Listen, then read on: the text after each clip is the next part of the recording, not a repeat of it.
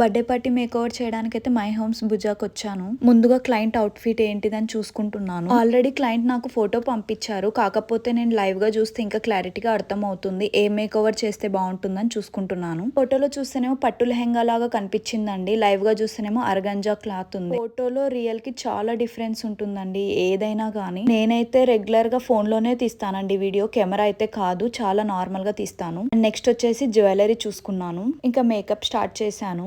ముందుగా బేస్ మొత్తం వేసుకున్నానండి. అండ్ స్కిన్ టోన్ అయితే చాలా బాగుండేనండి, బాగా మెయింటైన్ చేశారు తను. స్కిన్ కేర్ చేసుకోవడం వల్ల స్కిన్ చాలా బాగుంటుంది. ఇలా మేకప్ చేసుకున్నప్పుడు అంతగా కన్సీలింగ్ చేసుకునే నీడ్ అయితే ఉండదు. నేనైతే నేచురల్ లాషెస్ స్టిక్ చేస్తున్నాను. ఆఫ్టర్ క్లయింట్ వచ్చేసి ఒక రిఫరెన్స్ పిక్ చూపించారు, ఎగ్జాక్ట్ గా రిఫరెన్స్ పిక్ లాగానే వేస్తున్నానండి. క్లయింట్ హెయిర్ కి ఆల్రెడీ హైలైట్స్ ఉండే, నేను కూడా హైలైట్స్ ఉన్న ఎక్స్టెన్షన్ యూస్ చేశాను, అప్పుడు నేచురల్ గా ఉంటుందని. నేను క్లయింట్స్ కి ఇచ్చిన ఎక్స్టెన్షన్ అయితే నేచురల్ ఎక్స్టెన్షన్ అండి. అది మళ్ళీ వాష్ కూడా చేసుకోవచ్చు, మళ్ళీ నెక్స్ట్ రీయూస్ కూడా చేసుకోవచ్చు, చాలా బాగుంటుంది. ఎవరైతే తీసుకున్నారో వాళ్ళైతే జాగ్రత్తగా పెట్టుకోండి, మళ్ళీ రీయూస్ చేసుకోవచ్చు. చూసారు కదా ఫైనల్ లుక్ ఎంత బాగుందో. నేచురల్ గా తను ఎలా అయితే అడిగారో అలాగే వేశాను. చాలా నేచురల్ మేక్ ఓవర్ అయితే చేశాను.